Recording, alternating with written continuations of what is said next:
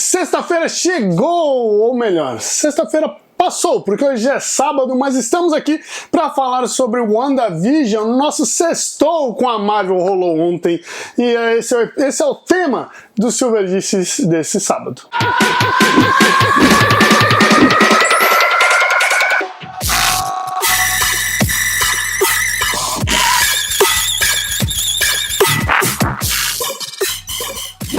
Salve galera, Diego Silva para falar sobre WandaVision, assim, o último episódio, talvez não, né, sobre nessa série que saiu de vídeos aqui falando de WandaVision para vocês entre o YouTube e o IGTV, agora tudo normalizado, quinta e sábado vídeos aqui no YouTube, para você terça-feira vídeo lá no meu IGTV, então já se inscreve aí para acompanhar as novidades, que eu já tenho aqui alguns vídeos roteirizados para as próximas semanas e eu espero contar com o apoio de vocês, então se inscreve, ativa o sininho, já dá o joinha, comenta aí embaixo o que vocês acharam, vamos discutir sobre WandaVision e também me acompanha nas redes sociais, inclusive essa sexta-feira foi o dia que eu realmente interpretei o noveleiro do Twitter. Eu sempre falei que o Twitter é uma rede social de noveleiro e nessa sexta-feira eu comecei a acompanhar de perto alguns trending topics, algumas palavras-chave que apareciam no Twitter entre WandaVision e One Piece,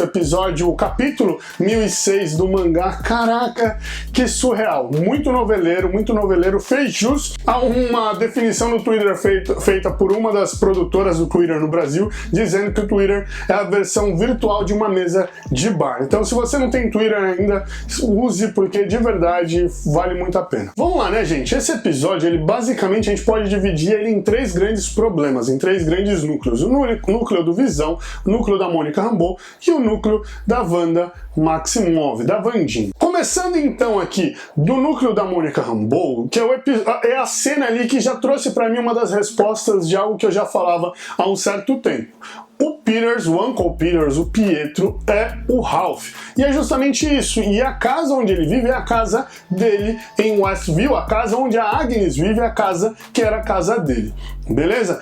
E aí isso traz um outro ponto nisso tudo, né? Porque eu não tive a impressão de que ele estava sendo controlado, mas de certa maneira eu fiquei com a sensação de que ele fez algum tipo de acordo com a Agatha Harkness, por isso que ele fica com o pingente que dá os poderes para ele. Não era como se ele estivesse sob o controle da Agatha Harkness, como aconteceu, por exemplo, com as pessoas que estão sob o controle, que estão interpretando papéis dentro do sitcom. Eu não achei que fosse isso que estava acontecendo. Falando sobre isso, falando sobre esse pingente especificamente, ele também respondeu uma outra dúvida que tínhamos sobre os poderes da Monica Rambeau, né? Porque quando ele aparece ali no episódio 7, quando ele pega a Monica Rambeau entrando no calabouço da Agatha Harkness, os olhos da Monica Rambeau ficam roxos e a primeira impressão que nós temos é pronto, a Monica Rambeau está sob o controle da Agatha Harkness por algum motivo, ou até o Peters enfeitiçou a Monica Rambeau também de alguma maneira. Mas o que aparece ali é que a Monica Rambeau, ela detecta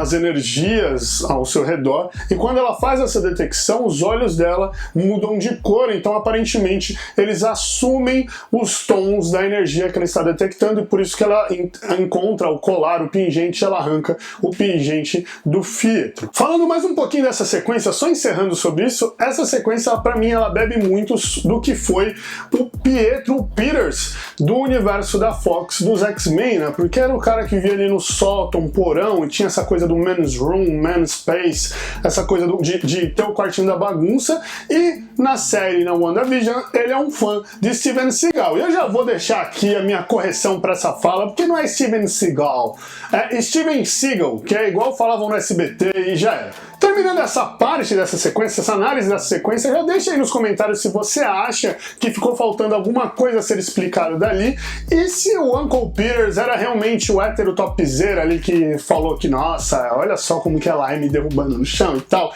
e aí quando ela tira o colar ele vira o hétero topzera com medo da mulherada. Então beleza, certo? Já deixa aí nos comentários também. Antes de eu falar da próxima sequência, do próximo problema, eu preciso fazer aqui uma menção honrosa ao Jim Woo, que de verdade, nessa série ele foi muito melhor do que ele apareceu no Homem-Formiga. Porque no Homem-Formiga ele tem aquele papel de ser o agente, tipo, legal, assim, o policial legalzão que é sempre enganado de alguma maneira, certo? Aqui ele acabou se mostrando muito mais perspicaz, muito mais inteligente do que ele se mostra no Homem-Formiga. Beleza, a gente tá falando de um agente do FBI, então o cara tem que ser inteligente e tudo mais.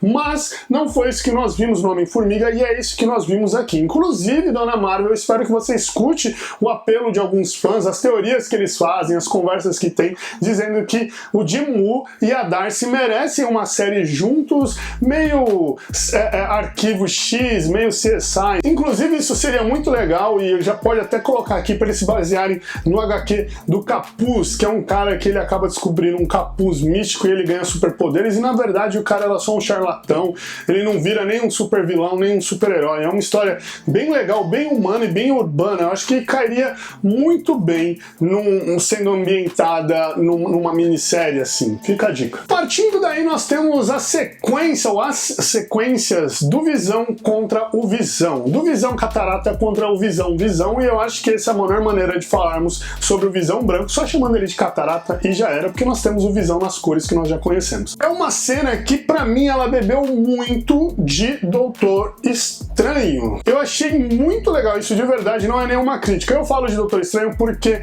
quando o Doutor Estranho enfrenta o Dormammu, ele derrota o Dormammu só na resenha, né? Tem aquela coisa de Dormammu, se você continuar fazendo isso, eu vou continuar voltando aqui. Ele não necessariamente mata ou derrota o Dormammu na porrada, ele derrota o Dormammu nas ideias. E acontece a mesma coisa do Visão contra o Catarata. No meio da briga, eles vão ali para aquela cena dentro do que pode ser uma escola, uma biblioteca, com fundo oco, eles ficam girando.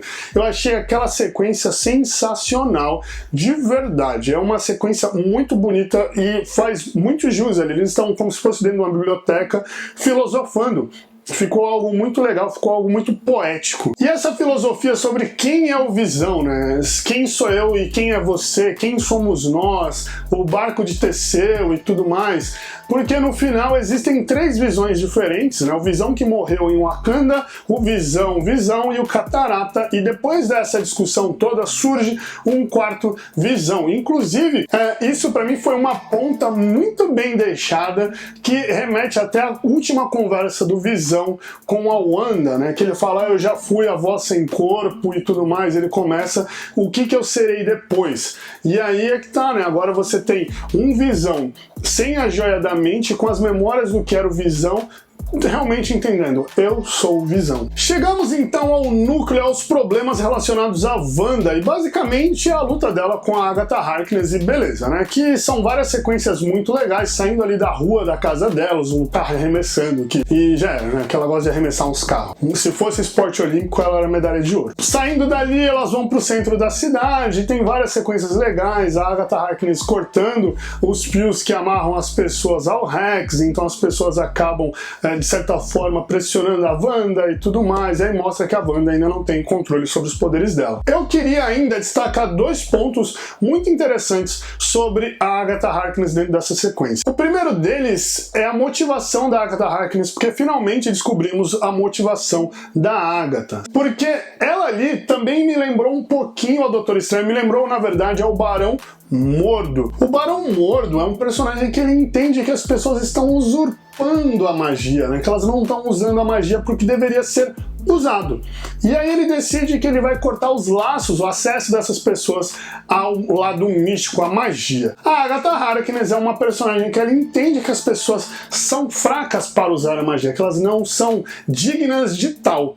E aí o que ela faz? Ela rouba os poderes dessas pessoas. A diferença dos dois personagens dentro do MCU é que no final ali as pessoas têm contato com a Agatha Harkness, morrem. O segundo ponto disso é que a Agatha Harkness ela aparece finalmente lendo o Darkhold. Então nós descobrimos que aquilo é o Darkhold, que é um livro que apareceu quando a Wanda tá entrando no calabouço da Agatha Harkness. Aparece um livro ali emanando uma energia laranja. Inclusive, gente, presta atenção, guarda essa energia laranja pra vocês, porque eu já falei aqui que as energias, elas no universo Marvel, elas têm cores distintas, né? E até então não apareceu nenhum personagem controlando energia laranja naquele Tom. Mas o porquê que essa sequência do Darkhold é importante? Primeiro porque aparece o Darkhold, nós sabemos que é o Darkhold, e aí isso amarra com vários personagens, vários vilões que estão envolvidos no multiverso e até linhas do tempo, pensando em passado, presente e futuro distintos, o que é muito interessante. Então fica aí já a ponta solta para o multiverso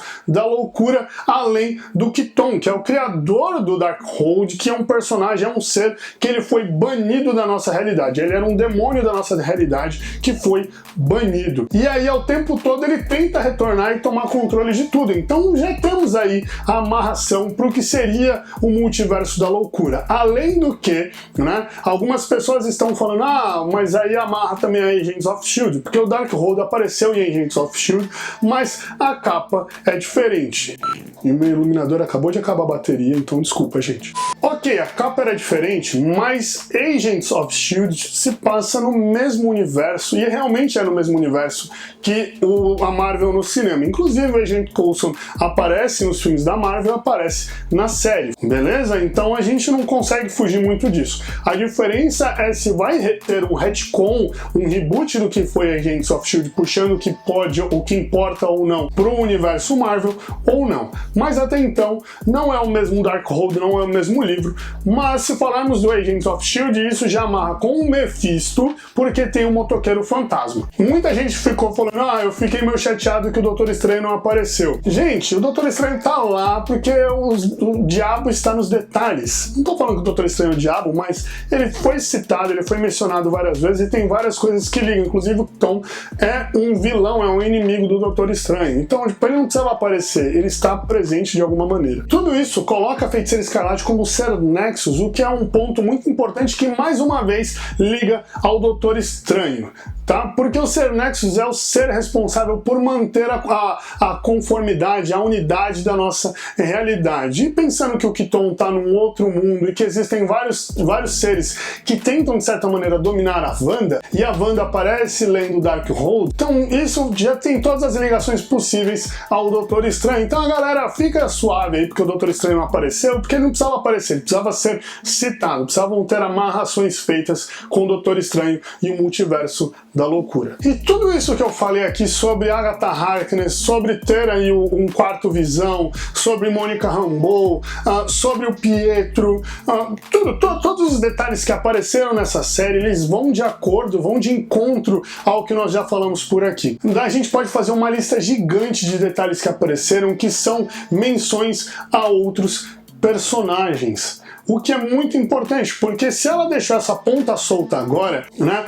já fica tudo pronto para o que pode ser depois. Há quantos anos nós não falamos de Namor no universo Marvel? Porque Atlântida sempre aparece num monitor X, num problema Y. Por que não a gente pensar nos detalhes dessa série para o que pode ser a fase 4 e 5 da Marvel? Então, para você que tá aí, o Doutor Estranho não apareceu, o Mephisto não apareceu e tudo mais, eu tinha expectativas que o Mephisto fosse aparecer por conta das crianças, mas são vários detalhes perdidos no meio dessa série que podem ser utilizados num outro momento. E a série, ela termina num plot twist ali que eu vou falar pra vocês que eu fiquei impressionado, porque quando começa a briga de verdade, a luta de verdade com a Wanda e a Agatha Harkness, eu achei que a Wanda ia ficar dando poder pra Agatha Harkness, já que o poder dela é cabuloso, a Agatha Harkness não ia conseguir aguentar, ela ia explodir ou desmaiar ou alguma coisa assim, como é algo meio clichê em séries, em filmes, né? Sempre tem alguma coisa assim, o cara absorve o poder, o tal personagem absorve o poder, vamos dar mais poder do que ele aguenta e aí ele explode, né? É algo meio clichêzão. E foi diferente, ela construiu ali as runas com os poderes dela no meio do Rex, e aí com isso ela subjugou a Agatha Harkness. A Agatha Harkness agora ela está presa de certa maneira a Westview, por mais que não tenha mais o domo. O que deixa aí a Agatha Harkness sendo uma espécie de Google pro que a Wanda precisar, né? Porque a Wanda mesmo já falou que quando ela precisar, ela sabe onde vai encontrar, porque ela não vai sair de lá, e é isso. E tudo isso termina com aceitação de verdade, né? Com o próximo passo depois das fases fases das etapas do luto, e se vocês não entenderam o que eu tô falando, dá uma olhadinha no vídeo que saiu na quinta-feira, onde eu falo do episódio anterior de WandaVision, falando que eles pautaram, que eles roteirizaram em cima das etapas do luto. É um episódio muito bacana, pra mim ainda é um dos melhores dessa série, e aí esse último, claro, trouxe todas as respostas, todo mundo vai falar foi demais, mas aquele episódio pra mim ainda é o melhor de todos. E aí é isso, aí acaba o episódio, a sequência é muito fim de novela, as coisas se acertando, as pessoas que tinham que viver felizes vivem felizes, as que não, tipo, beleza, e já era. Mas eu preciso falar aqui que as despedidas da Wanda foram sensacionais, eles foram muito bem construídas, de uma sensibilidade muito grande, ainda mais pensando numa série, numa produção de super-heróis. Eu gostei muito do que eu vi, já contrariando aí o Mark Sheckman, né, o diretor da série, que ele disse que as pessoas gostariam do final, mas elas ficariam decepcionadas. Muito pelo contrário, superou todas as minhas expectativas do que poderia ser. Inclusive eu acho que se o Mephisto tivesse aparecido, ou Tom, ou o Doutor Estranho, as minhas expectativas não teriam sido superadas como foram superadas com esse final. Então, desculpa, o senhor está errado. E depois disso nós temos o final das amarrações, com a Monica Rambeau sendo recrutada de verdade para a espada, e a gente pode falar para a espada de verdade, já que para mim o Hayward, ele tentou de certa forma usurpar o que era a espada, né, querendo criar uma arma para controlar o mundo, tanto que no final das contas ele acaba indo preso, e aí então agora aparece ali a filha do Talos, a Monica Rambeau indo para lá, a gente tem mais algumas respostas dos que podem serem os poderes da Monica Rambeau, e beleza, então só nessa cena nós amarramos aí ao que pode ser Vingadores Sombrios e Invasão Secreta. Lembrando que Invasão Secreta vai ter uma série, aí aparece a filha do Talos dentro do FBI, né, dentro do FBI. Então já fica aí que tem mais uma pontinha amarrada. Fechando tudo, nós temos ali a última cena pós-créditos com a Wanda lendo Darkhold, numa cena ali dentro de uma cabaninha e tudo mais, projeção astral, mostra a Wandinha preparando um chá, ao mesmo tempo que tem uma outra Wandinha estudando, né, ela lendo o Darkhold, num negócio meio Doutor Estranho, na hora que ele tá meditando sobre as possibilidades lá para derrotar o Thanos. E aí tem aqueles círculos, runas, ela de perninha cruzada, olhinho, magia e tudo mais, folheando o livro, e ela escuta as vozes dos filhos dela. E mais uma vez, isso pode ser uma amarração do que vem a ser aí o lado mais profundo misticamente do universo Marvel. Pode ser que os filhos estejam numa outra dimensão, podem ser que eles realmente sejam fragmentos da alma do Mephisto, e aí eles estão pedindo para reencarnar, porque é o que acontece, eles reencarnam em outros, não reencarnam como irmãos, inclusive, mas eles reencarnam em outras crianças, já que tudo isso pode ser também uma preparação para os jovens Vingadores, certo? Tudo isso é uma amarração, e como sempre as cenas pós-créditos são ali o começo, né, um ponto ligando ao próximo filme. Então provavelmente essa cena pós-crédito esteja no começo de Doutor Estranho no Multiverso da Loucura, e a partir daí ela tente resgatar os filhos, o que abre esse Multiverso da Loucura como a Wanda sendo aí o ser nexo e perdendo o controle da nossa realidade, que é o que eu acho que vai acontecer. É isso, galera, eu espero que vocês tenham gostado dessa análise. Agora eu vou editar correndo, eu não sei o tamanho que vai ficar, eu já peço desculpas aqui no final do vídeo se ficou muito grande, beleza? Deixa nos comentários se tem alguma coisa que vocês ficaram curiosos em saber e como aconteceu e tudo mais, para que assim nós possamos talvez criar outros vídeos ou simplesmente discutir aqui nos comentários. Eu também deixei uma caixa de perguntas no meu Instagram falando sobre WandaVision, e aí depois, mais à noite, eu vou pegar ali todas essas perguntas e vou responder uma a uma nos meus stories, beleza? Não deixa de se inscrever aqui no canal, compartilha esse vídeo com alguém que assistiu WandaVision e que vocês queiram falar sobre a série, e é isso. Abraço.